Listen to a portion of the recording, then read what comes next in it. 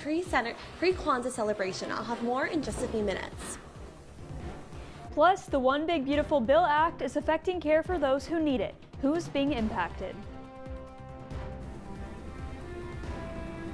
And it's still quite chilly outside. I'll have more later in the show. News Live at 6 starts right now. This is CitrusTV News Live at 6, your campus news leader.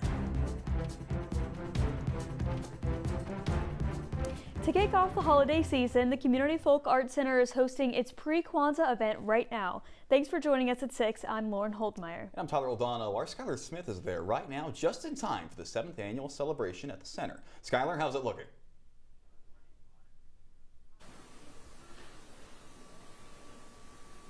Well, Tyler and Lauren, despite the weather conditions outside, the event is still in full swing.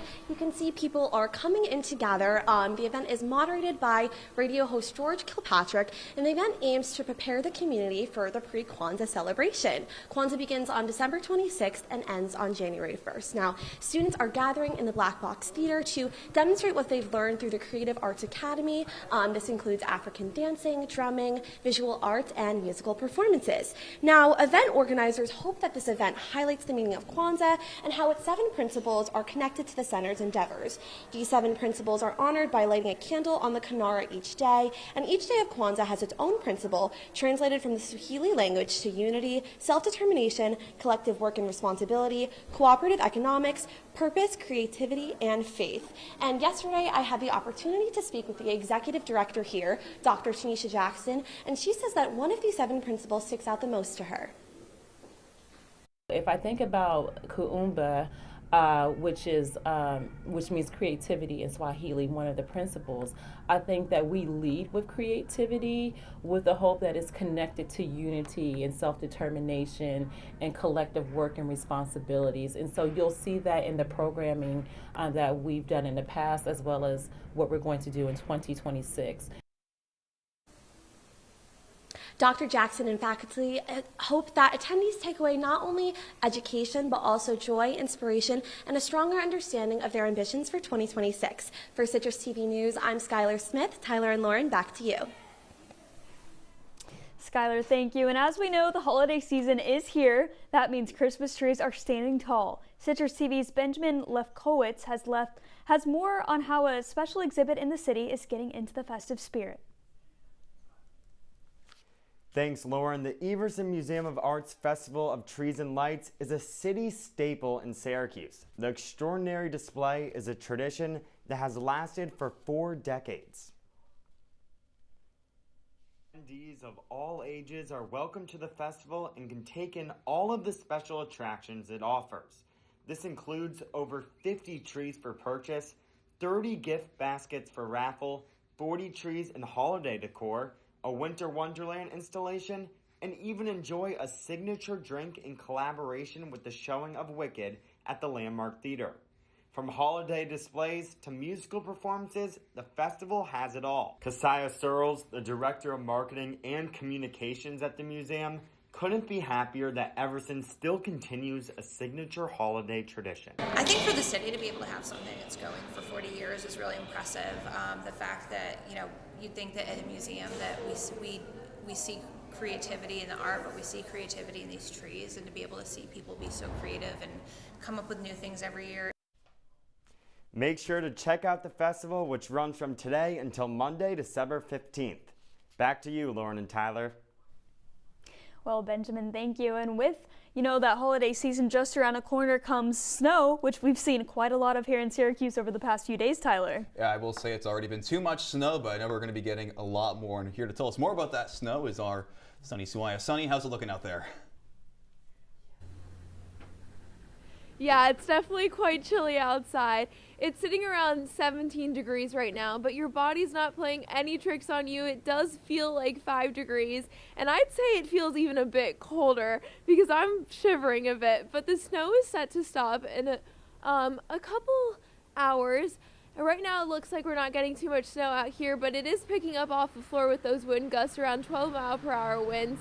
So I definitely would say to bundle up tonight, but I'll have more later in the show. Back to you guys.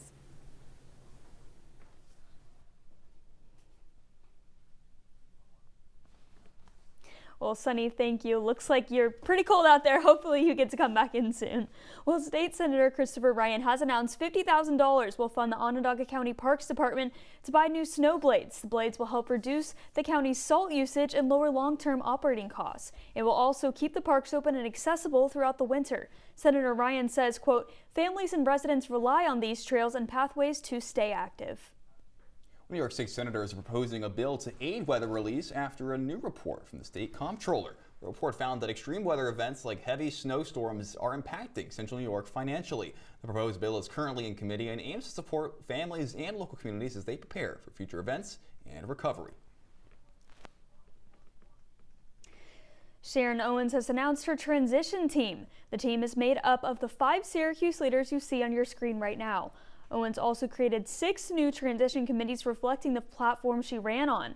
These include Thriving Neighborhoods, Public Safety, Gen Next, Inclusive Economy, Financial Stability, and Big Things Ahead committees. They'll be supporting her before she takes office in January. This team will help figure out how to put policies in place and ensure a smooth transfer of power when the time comes. Well, screenings for one of the deadliest types of cancer could be getting cheaper in the state of New York. Governor Kathy Hochul signed a bill today that requires insurance companies to cover follow-up screenings for diagnostic services for lung cancer. This comes after Governor Hochul signed a similar bill back in November, eliminating copays, deductibles, and other fees from asthma inhalers on state-regulated insurance plans. According to the state's Department of Health, more than 13,000 New Yorkers are diagnosed with lung cancer each year. The State Board for Historic Preservation is nominating 19 properties to be registered as historic places here in New York State and on the national level as well. Locally, the Lustrin House Westchester Deluxe Model 2 in Onondaga County is on the list. These historical places are eligible for public preservation programs, which include helping them restore the building and matching state and federal tax credits. Attorney General Letitia James is extending the deadline for DoorDash drivers to file claims in the ongoing $1 million settlement. James fought for nearly $17 million to Dashers back in February. This came after she found DoorDash was using tips given to delivery drivers to meet their guaranteed pay. The new deadline for Dashers to file claims is December 31st at 11:59 p.m. James says, quote, delivery workers keep this city running and they deserve to see every dollar earned for their hard work. She encourages all eligible Dashers to submit claims for the compensation they are owed. Still to come, the New York Times is going after the Pentagon in court. We'll tell you why they're doing it. Plus, the FBI says they've made a landmark discovery in the January 6th pipe bomb case. How it's disproving theories some made about the incident. All that and more when News Live at 6 returns.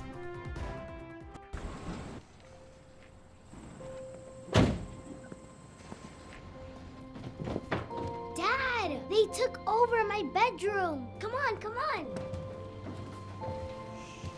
Okay, Dad. 1, 2, 3. Dad!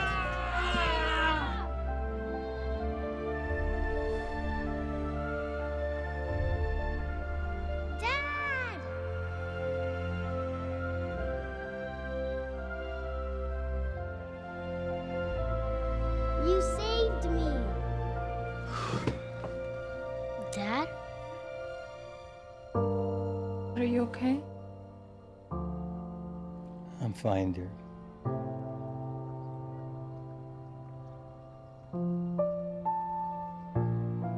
Your hero needs you now, and AARP is here to help. Find the care guides you need at aarp.org/caregiving. Welcome to my house. Lately, not my happy place. Everybody's pretty tired of each other. The parents were not themselves. My little brothers were morphing into small creatures. The walls were closing in. Clearly a case of too much family, too close, 24/7. And there's a lot of that going around right now. If this sounds like your house, try going someplace new. YourLifeYourVoice.org. You'll find lots of ideas to help you handle the family stresses of being confined to close quarters. YourLifeYourVoice.org. It might not get you out of the house, but it could help you find a little more breathing room.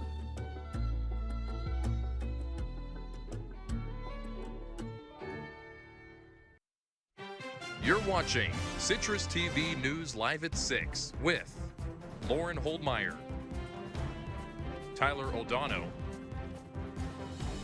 and Sunny Suaya. And now, your campus news leader continues. Welcome back to News Live at 6. The New York Times filed a lawsuit against the Pentagon over new rules restricting how reporters cover the military. The lawsuit alleges that the 21-page agreement Pentagon reporters were told to sign back in October was unconstitutional. That's right, Laura. Many reporters turned in their Pentagon access badges in the protest of the policy. The lawsuit says it will defend against the violation of these rights, just as we have done throughout administrations opposed to scrutiny and accountability, unquote. Well, the FBI has arrested a suspect in its investigation into pipe bombs planted near National Party headquarters on January 5th of 2021. Brian Cole has been identified as a suspect and marks a breakthrough in the 5-year case. Although the bombs were found before any serious damage could be done, this arrest debunked many of the theories Americans were making over the riot, including Trump hiring Republicans to storm the White House and that the bombs were placed by a former Capitol Police officer. And now to the latest. Admiral Frank Bradley says he thinks the survivors of a drug boat strike were legitimate targets. The strike, which happened back in September, was aimed at an alleged drug smuggling boat. Controversy began when the military launched a second strike on the same boat, killing all survivors. This sparked conversation if the strike constituted was a war crime. The House and Senate are both currently investigating the strike. And the CDC Vaccine Advisory Panel is delaying a vote on hepatitis B vaccines. The vote would reverse the decision to recommend all newborns to get a hepatitis B vaccine within 24 hours after they're born. This contradicts a recommendation that the CDC has been making for more than 30 years. The change would allow women who test negative for Hep B, to decide if they want their baby to get the dose. The panel is made up of members appointed by RFK Jr. after he fired the previous group in June. The panel is set to vote tomorrow morning. And I'm back inside. All you can expect on your weather in just a few.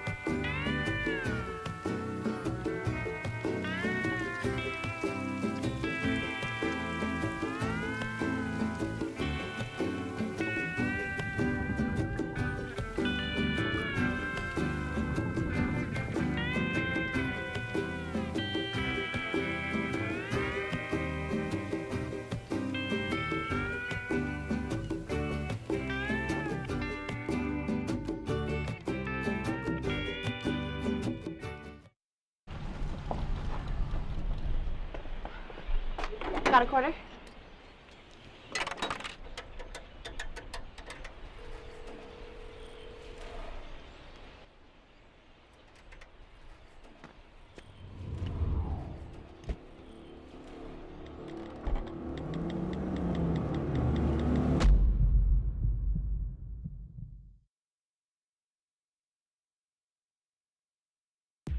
From the Citrus TV Weather Center, this is SU's most accurate weather forecast. Welcome back to News Live at 6. As you saw earlier, it is definitely really cold outside, and tonight it's only going to get colder. As we can see throughout the night, the temperatures are set to drop. But if you're looking to see, it's right now 17 degrees in Syracuse, and around central New York, it is looking around the same sort of temperature range. So there's nowhere to escape to around here for warmer temperature. Now let's look at our 5-day forecast. Tomorrow we're seeing 28 degrees during the day. It is going to be cloudy and that snow is set to stop, but it will start again Sunday and continue on Monday and Tuesday. We're going to see a range of these nice 20 to 30 temperatures, so hopefully it stays that way and we don't see these 17-degree weathers again, but definitely make sure you bundle up and stay warm throughout the day and the rest of the week. But that's all I have for you right now. Back to you guys. Well, Sunny, I'm not loving that 2-degree temperature that I'm seeing for tomorrow. That's not going to be too fun. But no, not going to be fun at all. But hey, it's going to be here to stay, so we're going to have to deal with it. For the next few days at least. Well, a program near Syracuse for individuals with intellectual and developmental disabilities may be in jeopardy after the passage of the One Big Beautiful Bill Act. Citrus TV's Jackson Breslin spoke to members of the program about how the bill affects them. About every 15 seconds or so, there's another thump. It's not a faulty heating system or a broken pipe. It's the weekly bocce ball tournament at the North Country Community Hub. It's really helpful for us to have programs like this where we can all come together and there's always something different for us to try out. This program is called Community Connections. It's a space where individuals with developmental and intellectual disabilities can come together and meet. Courtney Lidke is a mentor. She's been coming to Community Connections for the past few months with her mentee, Max. No other place like this really exists in the community other than going to the library and things. So this is a really great place to be. Lidke and mentors like her are paid through Medicaid. With the One Big Beautiful Bill Act being signed into law this summer, Medicaid-funded programs are at risk of shutting down or reducing their services. All of the service providers that support people with disabilities are all Medicaid funded. And we're expecting, I think, $13 billion worth of cuts in New York State. Glenda Chris is the mother of a son with disabilities and Senior Vice President of Care Management at Life Plan CCO, an organization that coordinates care for people with disabilities. She says the funding cuts pushed for by the Trump administration hurt an already vulnerable group. Families get faced with this choice: do I work and leave my child home alone where it could potentially be unsafe? Do I not work and stay home with my child, but then how do I pay my bills? About a third of people with disabilities rely on Medicaid for health coverage. The House bill makes it more difficult to maintain coverage and can take it away from people who don't meet rigid work requirements. It's an effort from Republican lawmakers to kick off what they see as freeloaders taking advantage of the system. But in doing so, Chris says they're hurting those who need it most. I don't think necessarily that they are really thinking about the impact that it will have on people with disabilities. They're trying to make cuts to that, what we know is a very small amount of people that may be using it illegally and yet not realizing the impact that it will have on people with disabilities. Underneath the assailment of bocce ball thumps, Community Connections founder Dee Kirby says her program could stay open despite the cuts. But without funding for mentors, she says she's worried nobody could afford to come. We need to, as a community, come together and try to keep programs going, keeping them involved, keeping them coming, keeping the interaction with others is so important. For mentors like Lidke, they've built a bond with the people they work with. The cut's not just affecting those Lidke helps, but her own livelihood. It would really affect a lot of individuals and their families, and for me it would affect basically everything I do for work. For now, Community Connections remains. The weekly tournament still bringing together people from across central New York, the laughter still being heard between throws. In Central Square, Jackson Breslin, Citrus TV News. Jackson, thank you for your coverage. Shredded cheese sold at major retailers have been recalled for metal pieces found in some products. The FDA says the recalled cheese was manufactured by Ohio-based Great Lakes Cheese Company. The recall involves over 230,000 cases of low-moisture mozzarella shredded cheese. It is rated as a, quote, class 2, unquote, recall, which means the product could cause temporary or medically reversible adverse health consequences. I don't know what's worse, metal in your cheese or having to go up against this Syracuse women's basketball defense. It has been on a roll to start the season. We'll tell you about the Orange and the ACC-SEC Challenge last night when we return.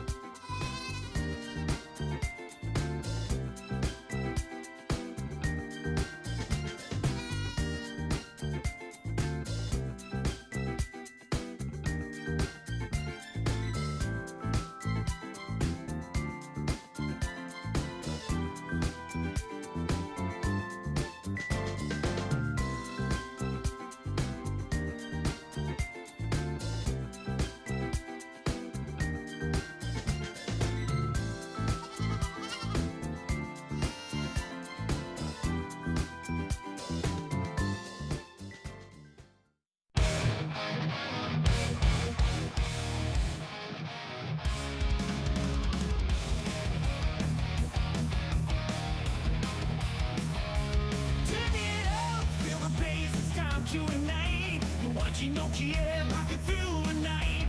In Syracuse, where the music never ends. We're bringing you the sound, the glory, and the trance. From classic hits to the brand new sound. OT is the heartbeat of the underground. With every riff and every scream, we're turning your living room into a rockin' dream. You're watching OTM, let the thunder roll. Hard rockin' rhythms that will shake your soul. On the stage till you scream, we bring the fire. OTM television takes you higher.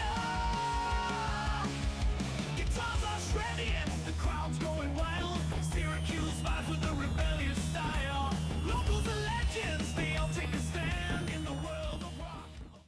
And now, your Citrus TV Sports Report. News Live at 6, Adam Godkin joins us now at the desk to talk about women's basketball. Seems like they've been finding quite a bit of success recently. So Adam, tell us, are there any standout players on the team this year that we should be keeping an eye out for? Definitely. The Orange have a pair of guards this season, Layla Filia and Dominique Darius, both transferring in from big-time schools, Texas and USC respectively, and they both just have what it takes to be that star that you need to win big games. Cool. God, I gotta have to ask, what's the biggest difference this season from the last one? I think it's having those two players that you can trust and say, go score when Syracuse needs a bucket. Last year, that's something that they didn't have, but this year it's something that this team does have. And the first month of the season has gone about as expected for Syracuse women's basketball. The Orange won the games they're supposed to and lost the one against a top 10 team. Last night, Syracuse had its final chance at a resume-boosting win in the ACC SEC Challenge. 8-1 Auburn came to the Dome, looking to bounce back from its first loss of the season on Sunday against Oregon. And we start in the fourth quarter because this was a really tight game, and Dominique Darius finds Sophie Burrows for the layup. She had a really good game, 11 points, just the second time this season that Burrows has found her way into double digits. But boy, what a close game this was. 54-43, Syracuse leads. But how about Harrison Kubali, the freshman for Auburn, scores, then gets a steal and another score. That made it a tie game. This chance for the win after that tie right there. Auburn with a chance, about 10 seconds to go, but Coulibaly can't get it to go. And so just like that, we go into overtime. And this is where Layla Filia starts to take over. She has that X factor that you look for. She gets the bucket there on the drive and then the fadeaway inside the paint. It's just too hard to stop. Syracuse leads by 3 in overtime. One last chance for Coulibaly, but it's taken away. The 27th turnover of the game by the Auburn Tigers, and Syracuse picks up a big victory, 63-60 in the ACC SEC Challenge. And Syracuse coach Felicia Leggett-Jack gave a lot of credit to her star, Layla Filia. This game is a microcosm of life, and I mean, I see the fire in her eye. I never seen her ask for the ball. That's what I never seen. And she demanded the ball, and you know, when somebody win as much as she do, you just sit back and get your popcorn and say, okay, take me home. Up next, SU starts ACC play on Sunday down in Dallas against SMU. The Mustangs beat the Orange by 1 last year in the Dome, but have started off 2025 at a measly 3-5. Tip-off for that one is at 3 p.m. Eastern. To the football front, yesterday was National Signing Day. Syracuse's top-rated commit in over 2 decades, 5-star receiver Calvin Russell, announced that he is delaying his signing to tomorrow. The Miami, Florida native is ranked as the 2nd best receiver in the country by 247 Sports. His high school teammate, 4-star Tadarius Hughes, did sign his letter of intent to SU, so some positive news there. Don't worry too much, Syracuse fans. While Russell may have a change of heart, his agent Justin Giangrande did put out a tweet saying that Russell loves Fran Brown and is committed to Syracuse. He just wants to make sure that he's 100% certain before making the decision. Miami and Michigan are both said to be aggressively pursuing the 5-star, and his decision will come tomorrow. Finally, tomorrow is a massive day for soccer fans all around the world. The 2026 FIFA World Cup draw is taking place at noon at the Kennedy Center in Washington, D.C. The 46 teams taking part in next summer's greatest show on earth will learn their group stage opponents. Each qualified nation has been placed in one of 4 pots based on its world rankings. The U.S. is in pot 1 and will avoid top teams like France, Brazil, and Argentina. The opening match of the 2026 World Cup is under 200 days away. The eyes of the world turn to North America on June 11th. That's all for sports, but don't worry, everyone. We'll be back in a moment with your Wake Up weather.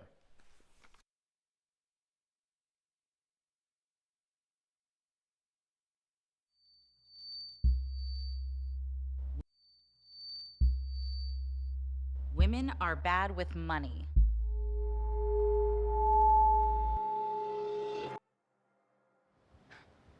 It's what the world's been saying for centuries.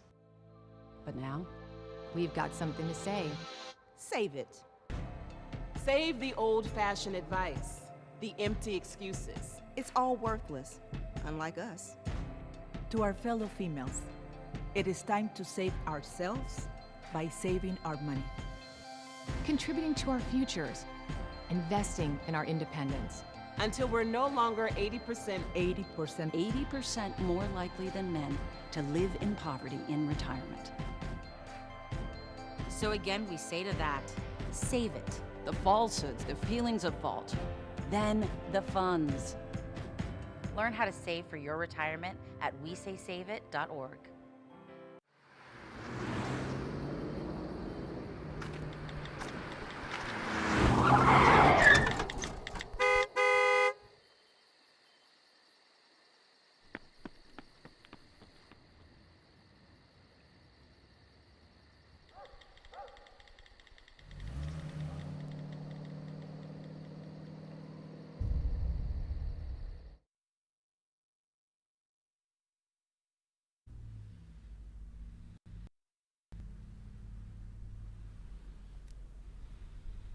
Welcome back to News Live.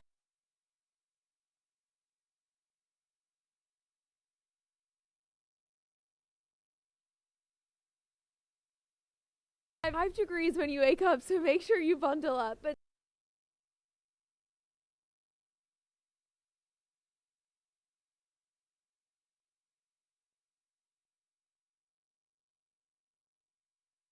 it's not my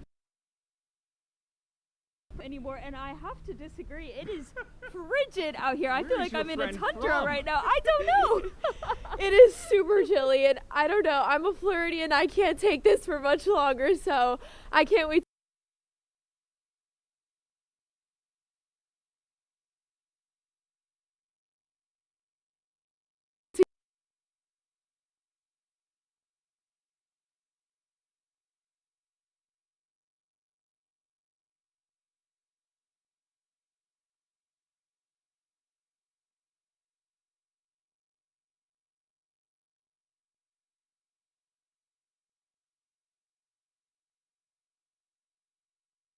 I don't even know what's going on.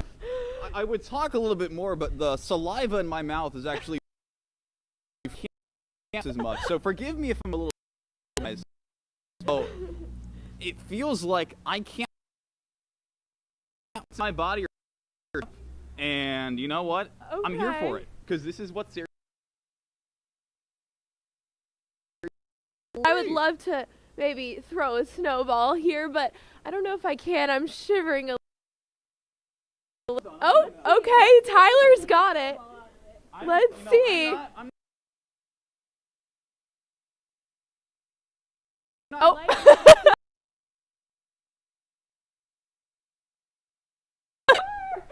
Have some fun somehow, guys. Come on. Here. Oh my God. Snowball out of it. That's your Okay, fault. I'm gonna try it.